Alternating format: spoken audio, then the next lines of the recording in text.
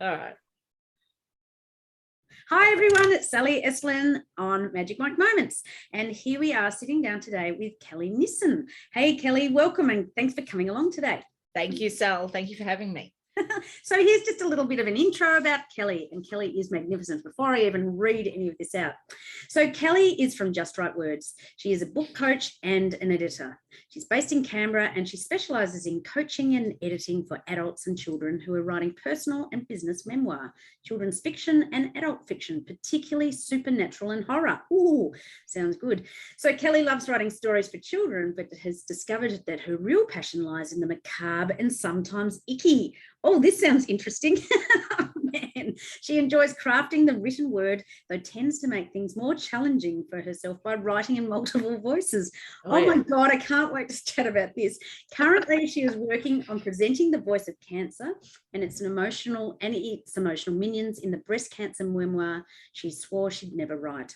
So she recently completed autobiographical fiction written in 4 voices. Wow, is one that as an ex-teacher, she hopes will blow the mind up the education industry when it comes to their treatment of special needs children, particularly those on the autism spectrum. Wow, interesting stuff, Kel. So Kellie's all-time favourite quote comes from Roald Dahl's Willy Wonka. So much time, so little to do. Strike that, reverse it. When she finds a magic spell to produce an extra 24 hours in a day, she'll be set. And share that magic with me too, Kel. Wow. Oh my God, yeah. Intro. I'll bottle it and sell it, and then I won't have to work anymore, right? Oh my gosh. So wow.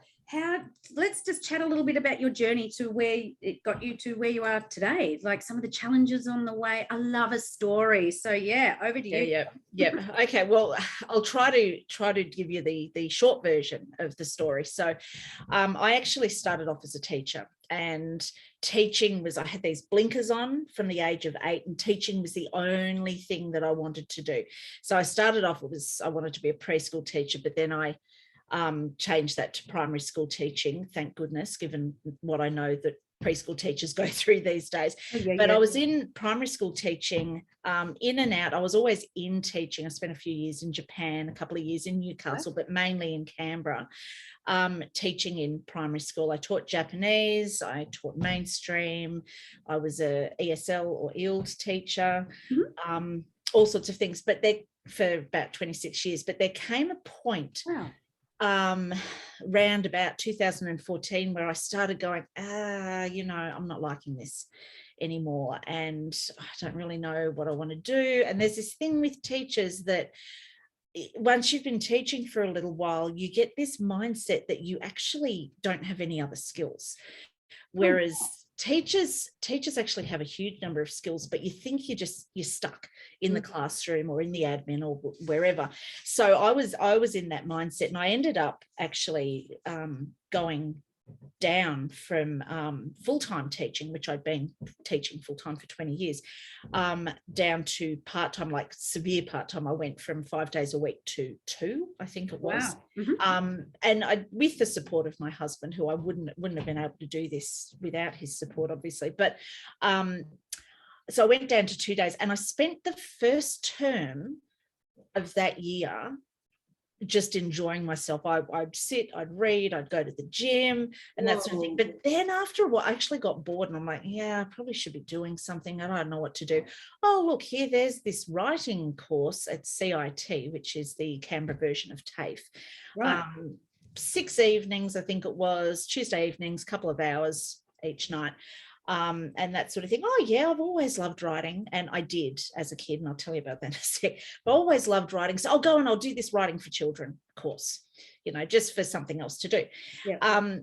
Anyway, so I did this course, and the tutor of the course was talking at the time about, if you're doing writing, you might, if you're interested in editing as well, you might want to do a professional writing and editing course, which gives you a broader range of writing genres to learn about, plus it's got all the, the editing stuff and that sort of thing. So I went, I'm not doing anything else, I might as well do that. And so I did, and I realized during the editing sections, editing modules, that I actually love editing, which is weird. So I had been editing I had been editing teachers' reports for quite a while, just as, you know, as a side thing for, you know, colleagues, for friends and that sort of thing. And I really enjoy doing that. And people are like, oh my God, I hate writing reports. Oh my God, I hate editing reports. And I'll be like, yeah, and I love it. And I think part of it is I like reading other people's stories and what other people say, and you know, slashing with the red pen and just making people's words sound right. There's a little bit of the voyeur there. It's like I like the inside story. That was the word in my head, and I thought, oh, I can't say voyeur, but oh my God, I love it. You know, but as soon as you said slashing with a red pen, it just took me back to primary school. So it's coming out. Yeah. For the record, there, I actually, if I'm editing something with hard copy, I use a pink pen because it's not as mean as a red pen. And my pink pen's just about to run out, actually. So, but I do that for my own editing when I've printed stuff off and I, you know, edit my own writing. I do it with a pink pen because it stands out, but it doesn't take you back to that, oh, that's wrong from school. Yeah. So anyway, so I did that, and then the course, and then I'm like, oh, as a lot of small business owners might recall, it's like, oh yeah, so if I make a website, the clients will come. Oh, that old one. But they don't, right? So anyway, so I sat there and I'm still teaching and that sort of thing. And then in 2017, I was diagnosed with breast cancer. So and it was right at the start of the year. And I just went, you know what? I'm going to take the whole year off.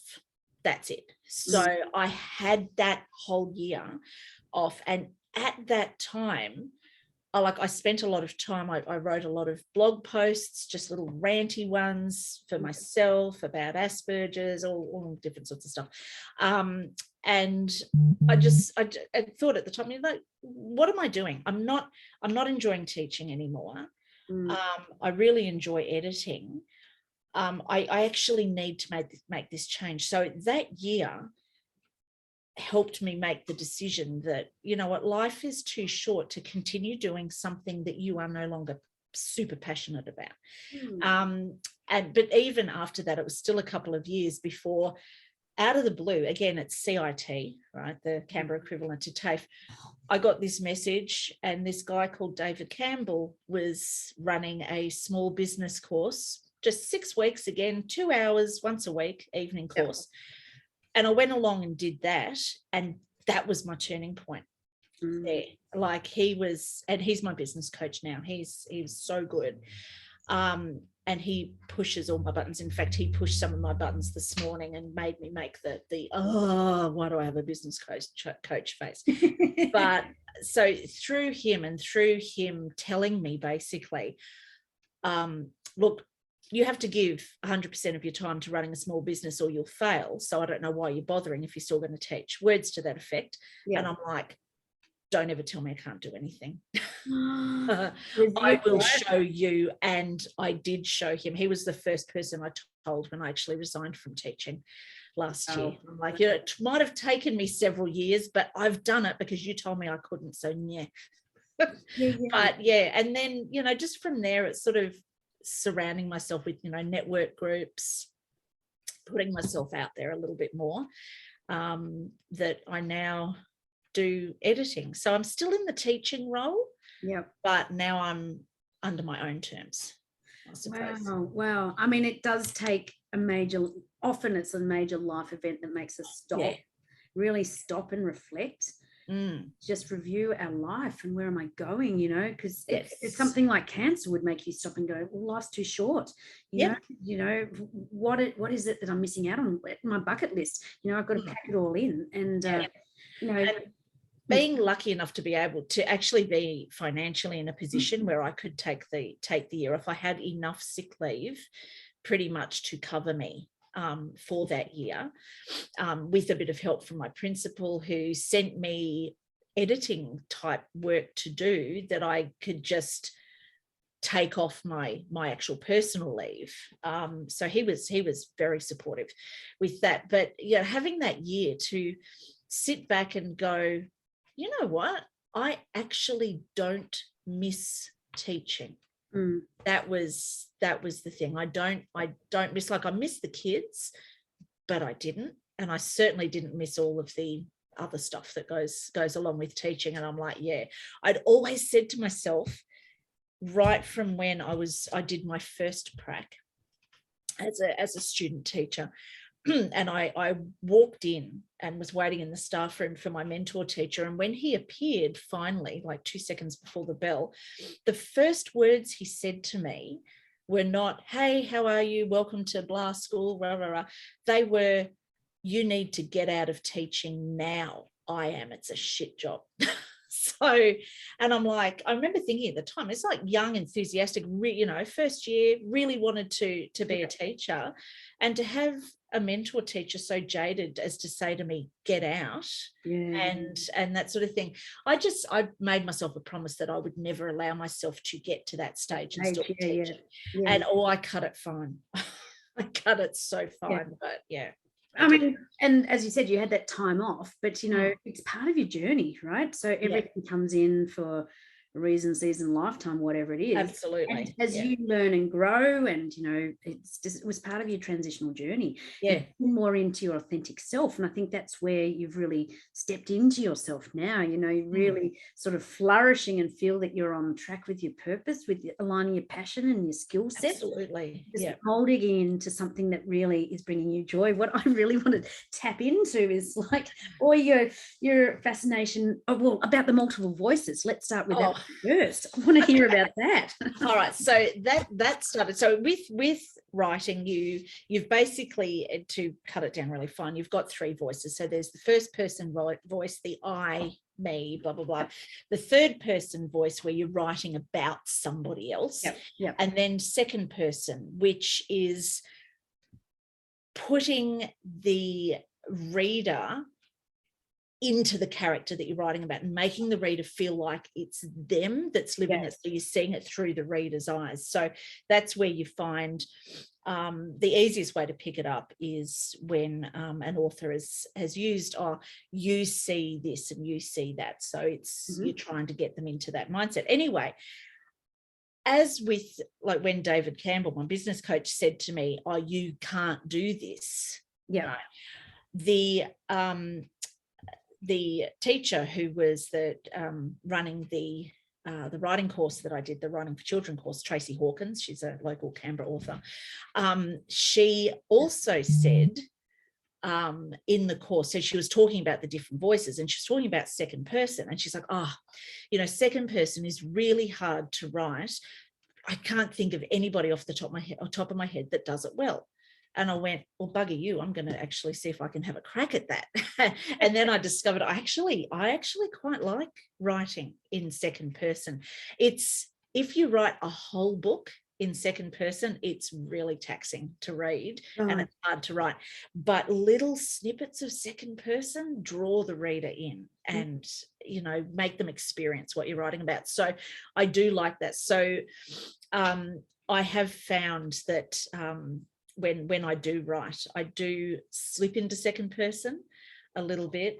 But writing, my memoir, the Asperger's one, is written in 4 voices, and one of those is the second person voice, and it's the voice of my daughter.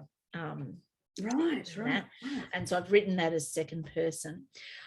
And I've got a third person voice and 2 first person voices, just to make things fun for myself. And then other ways of writing voices is where you have maybe multiple characters and you're writing from their perspective. So you've got to have enough difference in their actual voice and the way they sound to differentiate them from each other. So the cancer memoir has 7, 8 emotions and cancer, and I'm writing it from giving each emotion a voice and giving cancer a voice as well. Cancer doesn't have a very nice voice. Cancer is a sarcastic cow. So but I know when I was talking to my book coach, Jane Turner, about this, and I was like, okay, this is going to be a straight memoir. It's going to be, I'm going to be talking about, the journey with cancer and blah, blah, blah. But I've got a slightly different take on it, which might be a bit of a shocker for people because it's not your typical cancer sort of, I survived book. But I started talking about, cancer, and cancer would say this. And then I thought, okay, you've got determination, you've got anger, you've got guilt, you've got fear. And all of a sudden I'm like, oh my God, I've done it again, haven't I? And she's like, what? And I said, I'm going to be writing this book from all these perspectives. Yeah. And I'm like, stop me. And she's like, no, I think that's a great idea. I'm like, oh my God. But it's, nothing like a challenge. No, but I mean, I'm so aligning with what you're talking about, because all illness has an emotional underlying. Absolutely. So, you're releasing or talking about the emotions that we've trapped, that were causing this illness that was manifesting within the body. It's fascinating to go through your journey of what you were experiencing, all the different emotions and things. Yes. So have you written 2 memoirs, is that right? Yeah. So the first one, it came off the back of my blog post series that I was doing when I had to do for the editing and writing course. We had to start a blog post using WordPress, and so I thought I'll do one on Asperger's, right?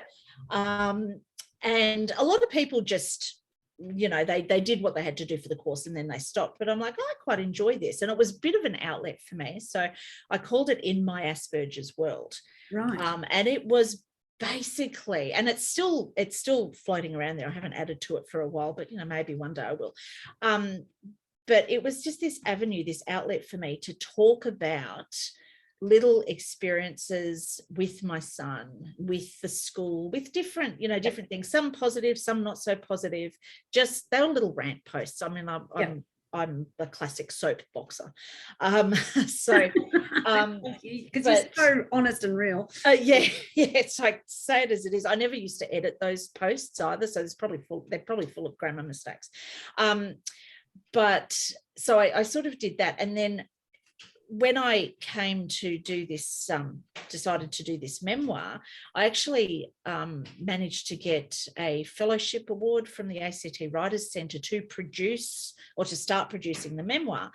And I thought, that'll be easy. I'll take those blog posts and I'll reorganize them. Yeah. And it doesn't work that way. It's not quite the same, but it did come off the back of that. So the memoir, which I'm putting the final touches on editing before I send it across to a proofreader, it's called In Our Asperger's World.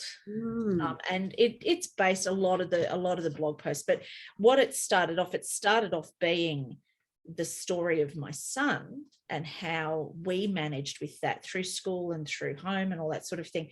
Yeah. But what I realized when I was a little way into it was that it was actually my story of what happened to make me leave teaching at the end of the day. So I've got a couple of people here in Canberra waiting on being beta readers for me, and they've been waiting for about 3 years now. So I'm hoping to get it to them soon, as I'm sort of juggling 2 things at the moment, and about 15 picture book manuscripts that are down in what Jen Storer describes as the abyss at the moment, which is where, manuscripts fall when you sort of don't know what to do with them, and then you've got to climb down and get them out eventually. Man, so look, put me on your wait list for that one when that's out. So you bet. Expecting it this year, you'll get it all done. Okay, so I've actually set with Jane, I've set a deadline for What Cancer Said, and I am aiming to get it to the proofreader by, I can't remember what I said to her now, September, the end of September at the very latest. So with publication, because I'm self-publishing this one with Jane, that should be ready by December. Yeah, fantastic. Perfect. Yeah, assuming things don't go pear-shaped between now and then, which you never know, really, do you? So, 6 months, but that's the goal. Whoa, it's exciting. What a big year. Yeah.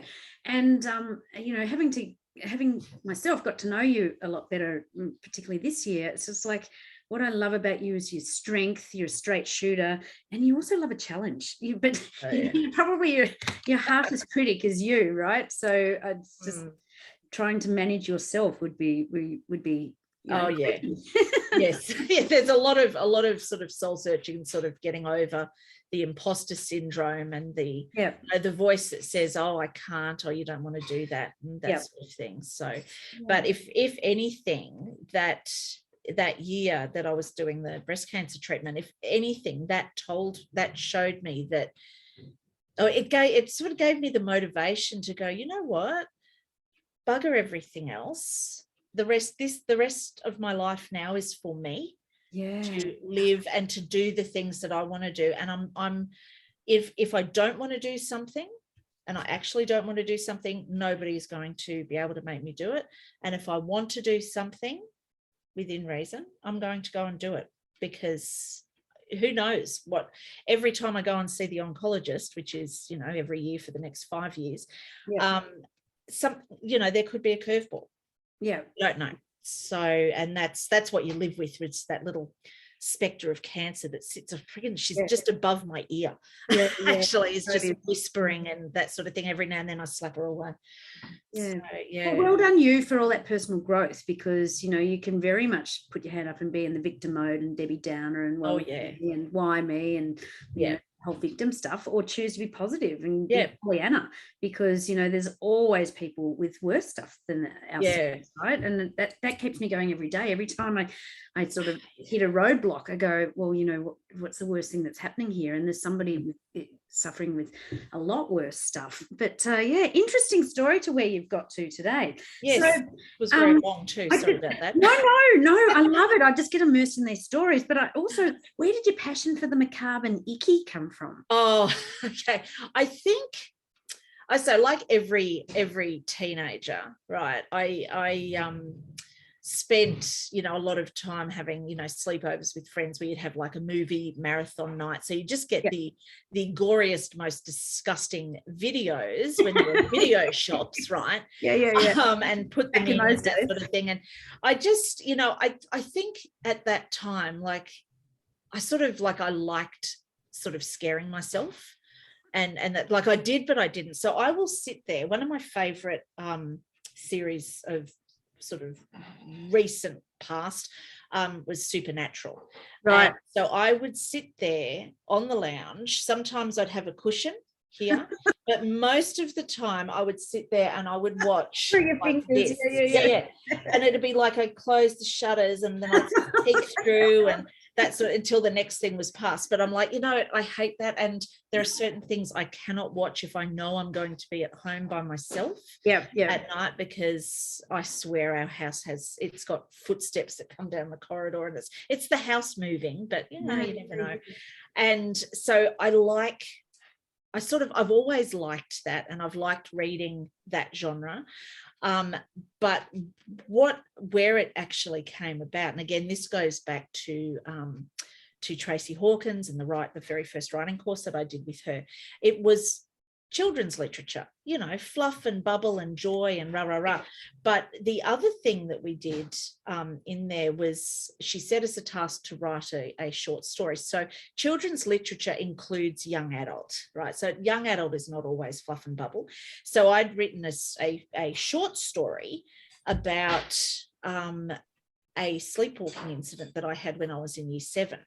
And I wrote it, and then I ended up, I shouldn't say too much because I've actually made a novel out of this, but I ended up killing off the main character at the end. But she'd been dead for quite some time, but she'd come back as a ghost. Anyway, Tracy had said to me at the time, she's like, oh my God, you could make a really good novel out of this. And I'm like, oh my God, I've got 2,000 words. How am I supposed to get from 2,000 to 70,000 words? Right. As it turned out, I got to 90,000 and had to cut 20,000 words, which is really hard. But through that process and through her mentoring, and she writes children's books as well, but she used to be a homicide detective, and so she writes murder as well, and she does some murder courses and stuff. But she would just probe me and say, oh, how about, this? And I ended up killing off characters. I ended up doing yucky things and that sort of thing. I'm like, oh my God, this is so awesome. I love this. But there's this thrill that I get. Like, I can write children's stuff and I'm like, oh, this is fun and blah, blah, blah, blah. And then I'll put it away and I'll pull out something that's grisly and murdery and yuck and that sort of thing, and I'm like, oh, it's so satisfying to be able to do that. Oh my God, so, just in your mecca there, just you can see the sparkle come out of your eye. Yeah, I know. One of my favorite stories, I used to be in a critique group with a group of other editors, and so we would write short stories and that sort of thing, and one of my favorite ones that I wrote that I ended up getting published in an anthology, I called To Death Do Us Part. And it was based on, I just Googled stuff. Like, I Googled weird weddings or something like that, because the theme was weddings or funerals. So I thought, I'm going to surprise these girls. I'm going to do weddings because that's joyous and blah, blah, blah. Anyway, so I Googled weird weddings, and this wedding came up where there was a Chinese couple, and the bride, she actually passed away. She had cancer and she passed away. It's actually a really sad story, but uplifting and sort of gross at the same time. So she passed away just before they got married, and she'd always said, all I want to do is wear, a nice wedding dress and blah, blah, blah. So her husband to be, he went and he finished the payments for the wedding dress, and then he married her. Wow. In the funeral home as a corpse, and there's photos and stuff of it. Yeah. So the story, I'm just like, oh my God, that's weird. So I wrote that story, but I wrote it like they were, there were two living people, and I talked about the scent of lilies and that sort of thing, which is the death flower.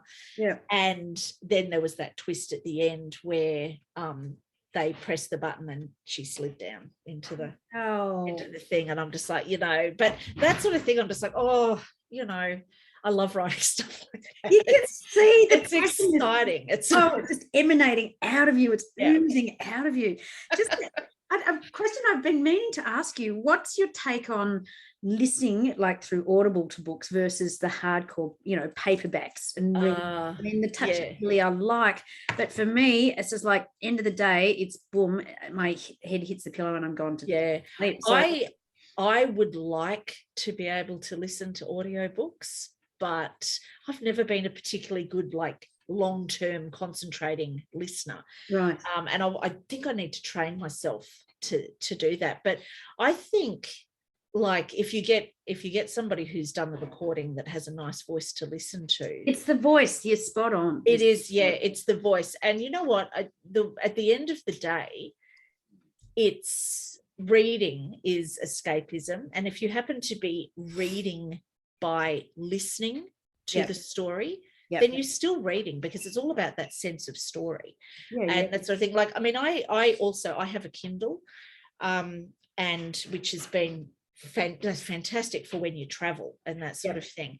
And a lot of people said, e-readers and Kindles, you need to touch the book and feel the pages. And a lot of writers and editors talk about the smell of a book, and I'm like, I've never got it, because I really don't like what books smell like. Musty and yuck. But sometimes it is nice to be able to hold the pages and turn them, but at the end of the day, it's about enjoying somebody else's story. 100%. And how you do that doesn't matter. Yep, you're spot on. It's about that connection into, immersed into it. I mean, as my eyes have gone, to be perfectly honest, it's a pain in the ass to read stuff, and I have to have my glasses, and it's uncomfortable lying on the bed and whatever. So listening, and I get lost. It's very meditative to me. Yes, immersing myself in stories. So fantastic. And what if you're doing it? It's got to be better than saying, "Oh no, I don't read." Oh, it's like, okay, maybe you don't read, but reading is now has a broader meaning.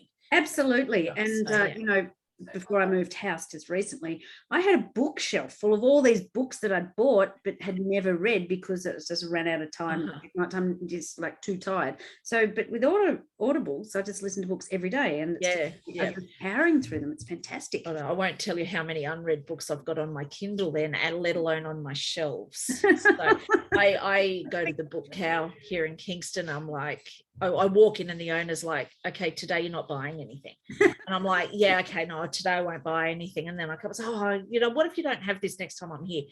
So I'll take that. He's like, when are you going to read it? I'm like, I don't know, but just the fact that I own it is cool. So. Look, I've got 4 kids, and every week I used to, when they were younger, buy them a book each. All the big old picture books, they're beautiful. But they're gorgeous, yeah. We had hundreds and hundreds and hundreds, and and I wrote in the cover of each of them, and then birthdays I got extra books, and Christmas, and there's something special about that. The saddest thing I ever heard, and I won't name the person, but somebody said to me once, oh no, we don't, because I always buy books for kids, right, for Christmas and birthday presents. Oh no, we don't get books, there's no point, we just go to the library. And I'm like, okay, great, so you're reading, but you don't have books in your house? And I'm like, that's sad. I think it's just, it's really times sad. Are changing though, and it's the whole paper warfare and decluttering. Yes, yeah. I mean, I must say I had to cull a heap when I moved because I just didn't have this. Oh yeah, yes. You've got some that you just can't let go of. I mean, man, that was a hard decision. Absolutely, yeah. I tend not to reread books either, unless they're like picture books and that sort of thing. But I sort of say now, okay, look, this is my professional library.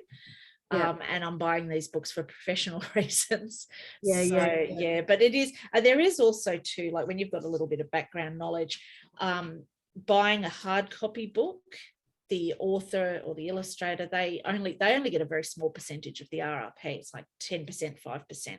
Is that right? So they don't get much. However, if you purchase that same book on Kindle, it's even less than that. So I try really hard, and I think audiobooks, so I'm probably just making this up, but it might be halfway between a Kindle and so it's still Kindle and hard copy.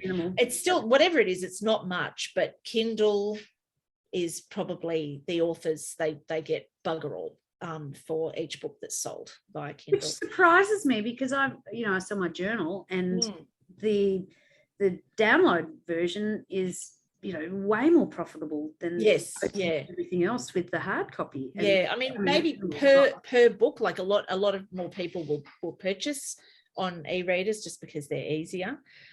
So maybe in the global terms, things like you get more, you make more profit from your Kindle sales than you do from your hard copy sales, but per book you get a lot less. So I always try to, like, for local authors, Australian authors, but particularly authors in Canberra, I try very hard to actually get copies of their books in hard copy. A, because it's nice and you can get them to sign it and that sort of thing, and B, because I know that they will get a little bit more money from that individual sale. Not that it's my purchase is not going to make them a millionaire or anything, but it's sort of a it's the principle of it. So when are you putting the extension on your house then? Well, okay, look, I've got 2 teenagers who, they're getting older, so eventually I'll have 2 spare rooms. I tried to house it all. Oh, I love it. That's hilarious. So I would just really love to see what you think your superpower is. What's your magic? Why are people drawn to you, Kel? As in the business? Are we talking about in the business? That's you, right? Because you are the business. So what is your magic, your essence? Why is it that people are drawn to you specifically? I looked at that question and I went, oh man. I think that I'd see this could be part of a turn off as well, but because I'm such a straight speaker, like I don't hate beating around the bush. I don't like people who beat around the bush. I don't like trying to guess what people mean. So I try not to do that. Now, speaking like that has gotten me into trouble before because people are like, oh, you're so harsh. It's like, well, would you rather me just lie to you and tell you something is fantastic or I don't, like, I would never with a coaching client or an editing client, I would never say, oh my God, that's garbage. Yeah, of course, you respect not in those words. I'll say, oh, this, this part is really good, this part could be improved. Like, there's all this language that you could use. But I think it's the straight speaking as well. Like, there's this thing in editing, it's like, you edit to get the words out in plain English, because people don't want to read jargon. And I try not to speak in jargon as well, because people need to understand what you're saying straight away. But I think, like, the words that most often came out of my mouth with students when I was teaching, and with clients now, is, if I've told you I like something, I'm genuine about it. If I've told you something is good, I actually mean it. So for me, I think that's important. Absolutely. That before it even came out of your mouth, in my head, your superpower is being a straight shooter, because you're honest, you're coming from the right place, you're respectful, and it's so refreshing, right? So it's positive criticism, it's you meaning well, your heart's spaced, and let's not waste time with all this fluff. Because we're all, I know. And you know what, if I don't like somebody doing it to me, then I shouldn't be doing it to other people, basically, is how I look at it. No, I just think it's a very endearing quality. So thank you. So this is another question that ponders on me. What do you think is the biggest issue facing your clients? So are your clients mainly writers and you're helping them? Is that your...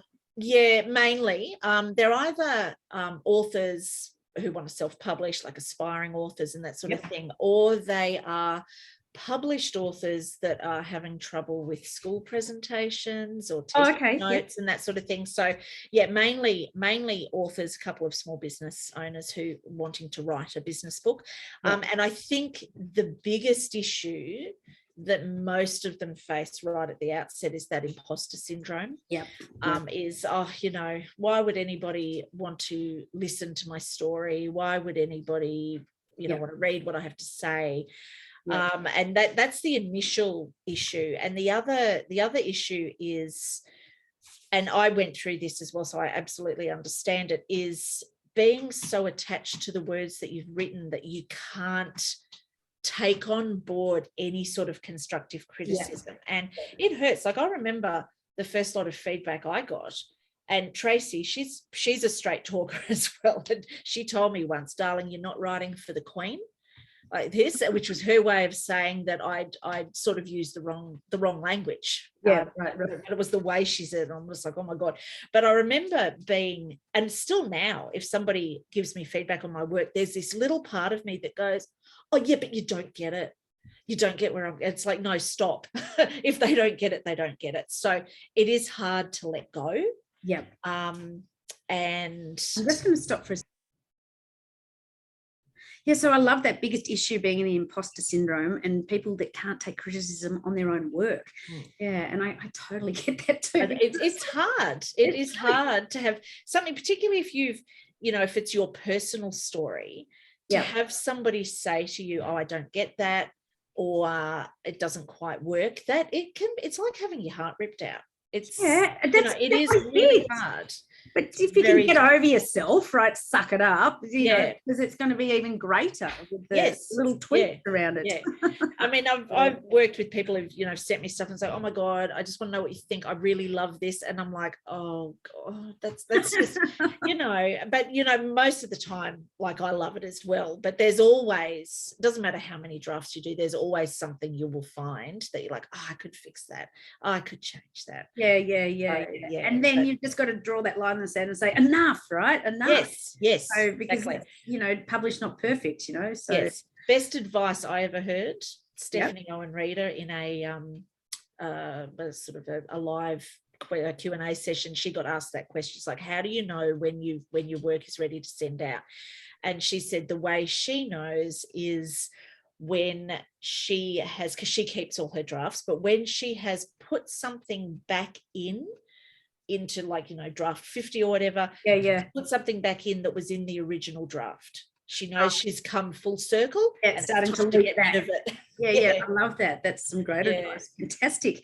So then my next question is, based on your amazing experience and the knowledge that you've acquired and the wisdom, what would be 3 top tips that you could recommend to help people, particularly if they're looking at getting out there, writing books or whatever it is? What are your 3 top tips in life? Okay, so that imposter syndrome thing is really hard to get over. That stops a lot of people, and actually stops a lot of people from finishing their last chapter as well. So they're great until they get to that last chapter, and then all of a sudden it's like, oh, nobody's going to want to read this. So my advice to people is always, if you find something interesting enough to write about, then somebody else will find it interesting enough to read. Because everybody has a story. And you know what, at the end of the day, if it gives you joy or closure or whatever to have written what you've written, somebody will read it. Whether or not they like it is irrelevant. You've written it and that sort of thing. And that's something to be proud of. But you will touch somebody somewhere with what you've written. You might not know it, but it's a good thing to know. So that's one. Number 2 is based on that being a bit precious, is share your writing with, it's hard, don't overshare it. If you share it with too many people, it becomes quite overwhelming.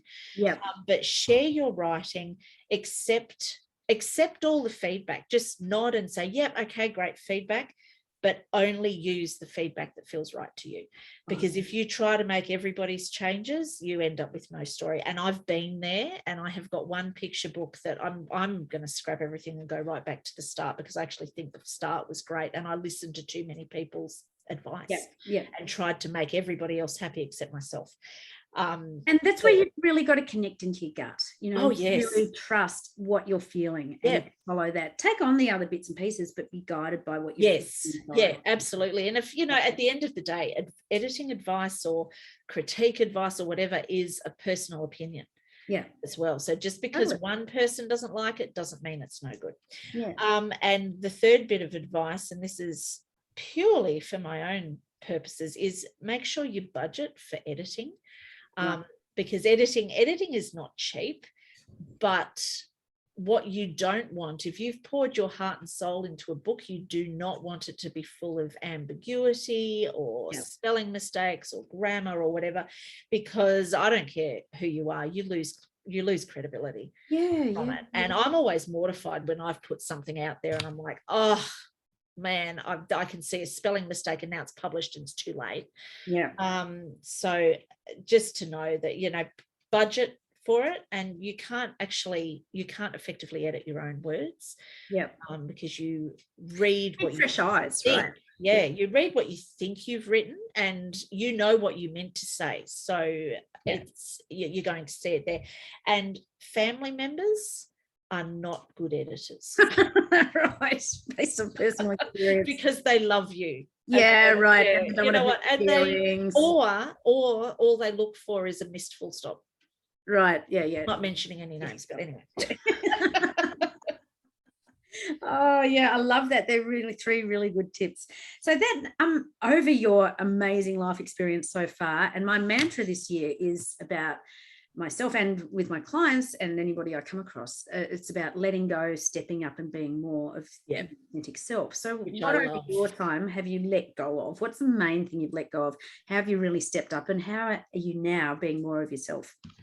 I think the main thing I've let go of was teaching, which when I let go of that also let go of all this sort of insecurity, I can't speak now, insecurity and bitterness and that sort of thing. And I think stepping up and being more, that started after the year that I had cancer, when I made that decision to be me. And if other people didn't like it, too bad. I've got goosebumps, because it's just you're standing in your power. You're owning your strength. It's just like, and that's a massive turning point, because coming from that illness, which would have had emotional undertones, right? You know, brewing. And then it's just like, that's a massive wake-up call, because the body literally sends you messages, and it will scream at you if you don't listen. And this was, man, wake up. Yeah. It's like the bugger it philosophy. Yeah. Oh, I call it FTS, but we won't go into something this shit. Yes. Oh, I like that. Enough is enough, right? No more. Right. Yeah, exactly. And you still get moments, like I still get moments where I'm just like, oh God, I suck at this, blah, blah, blah. Yeah. But at the end of the day, this now is about me. And if it's selfish, that's too bad, because everybody spends a great portion of their lives looking after other people first before themselves. So, and it's all about that giving, but we need to learn to receive, right? Yes, absolutely. Energetically, it's super important to get that whole complete circle. Yeah, fantastic. I love it. So you're just more of your authentic self. Yes, absolutely. And just, what, let it be, it, do what needs to be done for you. Go stuff you don't need to hang on to anymore. I just love it. And you've really I still need to do quite a bit of that, as you are well aware. No, we're all a work in progress, and we're all perfectly imperfect, right? So exactly. You're in the right place at the right time, and look at your growth. It's like, whoa, in the last few years, incredible. Yeah. So, that leads into, what are you actually most passionate about? Because everything that you're talking about, you see the sparkle, you can see your passion. So what is it that really gets you up out of bed every day? What's the thing that keeps you going? Drives your mojo? I actually had a little answer noted down there, but then as you're saying that, I'm like, say it as it is. Yeah, that's what I love about it. Is the thought of killing off people who've wronged me in my book, right? And how I'm going to do that. However, let's forget I said that. The thing that I'm most passionate about in my business is story. Like you said it right at the start of this interview, that you just love story and you love people, and that for me too. It's like I love stories. It's the voyeur side of thing. It's why I have gravitated towards memoir and fiction editing, because both memoir obviously, but fiction as well, very much so, has a piece of the author in there as well. And I love that. I love sort of delving down and helping people express who they are and what they've felt and what their experiences are through writing. So, and it's nothing greater joy than having an author sort of get back to you with a piece of work and go, oh my God, now I love this. Now I love what I've written. Yeah. And that's, that's just really nice. Bringing that joy, right? It's like, as I always say, focus on the 10% that you're really good at and outsource the 90%. And that's where you come in as one of the 90% resources that can just add that little extra sparkle, because before you release it out to the public, what the public sees is how they react. So like, do whatever you can behind the scenes before you actually put it out there and publish it. Yeah, absolutely. Where you come in. Yeah. So down the track, what sort of legacy would you like to leave? How would you like to be remembered? Oh, okay, so I see it a lot now, and it sort of annoys me, but maybe because it's in jealousy, but there's a lot of editors and authors out there who have on their website or on their Facebook, whatever, best-selling author. Yes, best-selling Amazon author every day. Oh, there's a whole, we won't go down that line, that's rubbish anyway, or award-winning author, award-winning editor, and there's so many people. It's like, and I look at it sometimes and I'm like, you know what, not everybody can be an award-winning, and I could say myself, oh look, I'm an award-winning editor as well, or award-winning writer, because I've had fellowships and blah blah blah, and it is nice, who doesn't want to be recognized in that way legitimately, right? And I'd be stupid to say, oh no, I don't want to be an award-winning author or anything like that, because everybody wants that. But what I deep down and what I really want to be is remembered as, as the person who made a difference for somebody, either made a difference through them having read my book, and particularly well, the autism, the Asperger's one, but also the cancer one, is for somebody to say, oh my God, I resonate with that, and somebody else gets me. And that they feel better, like to know that I've made a difference that way, or to make a difference for somebody who really needed to tell their story but couldn't, and then did, because I was able to, you know, give them a helping hand. The encouragements, right? Absolutely. Encouraging people. And as you said before, everyone's got a story in them. And there's only, you know, if you think it's interesting to you, well, then there's somebody out there going to find it interesting as well. And I love that, because it's just really giving people the confidence to just be seen, get it out there, put it down on paper. You know, it's interesting. Somebody said to me once, oh, look, you know, that's a really low aspiration. And I'm like, no, you know, it's just, it's, you know, you say that because you're too scared that you won't succeed. And I'm like, well, you know, yes, okay, if I could win an award for making a difference to somebody, great. But just knowing that somebody's walked away feeling happier because of something that you've helped them with is great. You know, it's fantastic. And at the end of the day, it's about feeling good about, you know, within yourself as well. So completely 110% resonate. I mean, that's why we all do the work we do, because that's what we want to do, is help other people feel happier, and it gives us the joy as part of that giving, right, and receiving. So absolutely, giving it out and receiving it back. So finally, Kelly, you're such an interesting character. Where can people go to find out more about you, to find out more about your books when they're coming out? Where would you like people to be driven? Like, I'll put the links in. Yes. So like, I've got my website, which there's a contact page on that. So justrightwords.com.au. People can email me directly at kelly@justrightwords.com.au, or you can email me through the contact on my website as well. They're probably the two best ways to contact me. I do have an Instagram page, but full disclosure, I've had people message me on Instagram and I don't see it for like 3 weeks. So like, I use Instagram, I respond to the comments and that sort of thing, and you know, and Facebook is the same, but it's email and LinkedIn. Sometimes I'll see LinkedIn messages as well. I've got like 20 backed up, so you know. An email is the best thing, and then if I don't respond within about 24 hours, email me again, because it would have slipped off to the, you know, the second page. Sort of could have gone into junk, who knows, but absolutely. I have learned to check my spam on a regular basis, actually. I only learned about that last year. It's crazy. Well, I thought I didn't have a spam folder for about 2 years. Oh, well, you still survived. The world hasn't ended.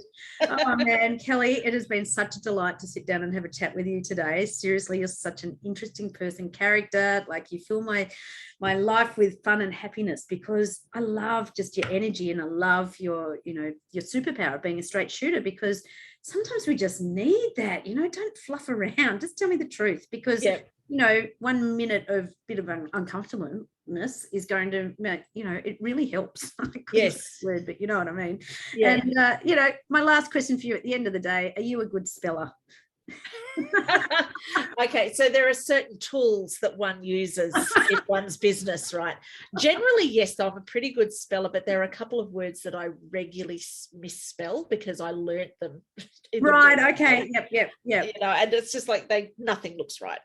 I know, and I know, just my final little thing is that I think your bugbear is in Australia when you're reading words that are written with the American spelling. Yes. Oh, yes. Yeah. It's, oh man, I am fighting against that coming. It's coming. It's making its way in, all the, you know, the American spelling. You see it more and more in books, and I'm like, I want to get the red pen out. The red pen, not the pink pen. Yes, I will dig my heels in for that as long as I possibly can. Oh, fantastic. Well, Kel, go and enjoy your afternoon, and thank you so much for coming on Magic Mike Moments. And Thank you for having to me. your book launch back out in probably December. So Yes. yeah, keep us now that I've said it out loud like that in a public forum, I'm like, yeah, okay, now I've got to do it. I'll keep you accountable for that one. Yes, do that. Thank you so much, Sal. Have a wonderful afternoon. Kelly. And yeah, thanks everyone for joining us, and we'll see you on the next episode of Magic Mike Moments. Cool. See you later.